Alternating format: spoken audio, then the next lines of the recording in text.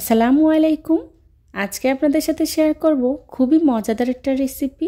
এই রেসিপিটা যদি আপনার খাবারের মেনুতে থাকে তাহলে আপনার পাতিলের ভাত এমনি ফুরিয়ে যাবে। আজকে আপনাদের সাথে শেয়ার করছি ভাই মাছ বোনার রেসিপি। খুবই সাদামাটা একটা রেসিপি, তবে মাংসের স্বাদকেও হার মানায় এই রেসিপিটা। আজকের বাইম মাছ বোনা করার জন্যে এখানে আমি বড় সাইজের দুটি বাইম মাছকে খুব ভালো করে কেটে ধুয়ে পরিষ্কার করে নিয়েছি। আর আমরা সবাই জানি বাইম মাছের উপরে যে আবরণটা থাকে সেটা ফেলে দিতে হয়। এখন এর মধ্যেই দিয়ে দিচ্ছি হাফ চা চামচ হলুদের গুঁড়া, হাফ চা চামচ মরিচের গুঁড়া আর দিয়ে দিচ্ছি লবণ হাফ চা চামচ।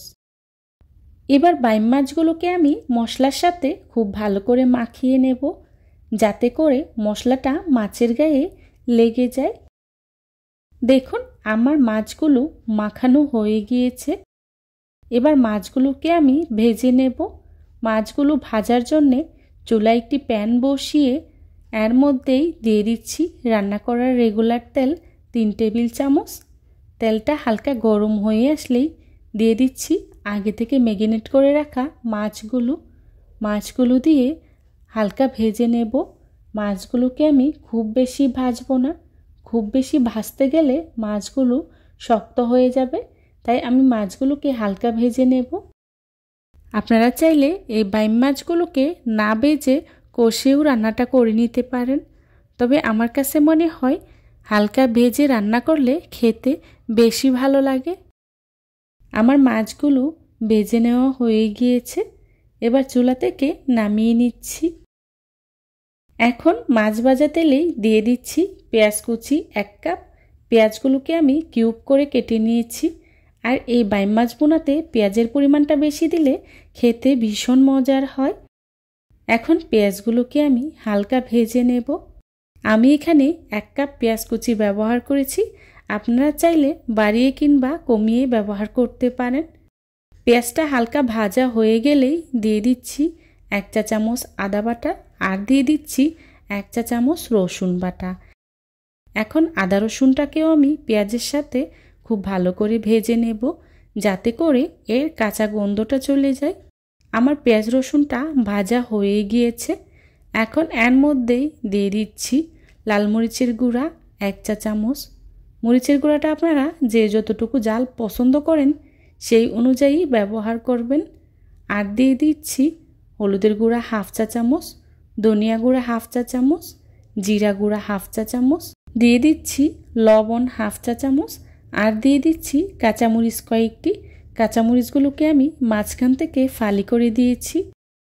এবার মশলাগুলোকে আমি তেলের সাথে কিছুক্ষণ ভেজে নেব। মশলাগুলোকে তেলের সাথে ভেজে নিলে তরকারিতে খুব সুন্দর একটা কালার আসে। আমার মশলাগুলো ভেজে নেওয়া হয়ে গিয়েছে। এখন এর মধ্যেই দিয়ে দিচ্ছি পানি হাফ কাপ। পানিটা দিয়ে মশলাটাকে আমি বেশ কিছুক্ষণ সময় নিয়ে খুব ভালো করে কষিয়ে নেব।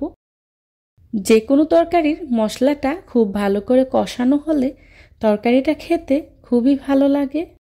মশলাটাকে আমি বেশ কিছুক্ষণ সময় নিয়ে খুব ভালো করে কষিয়ে নিয়েছি। দেখুন তেলটা উপরে ভেসে উঠেছে।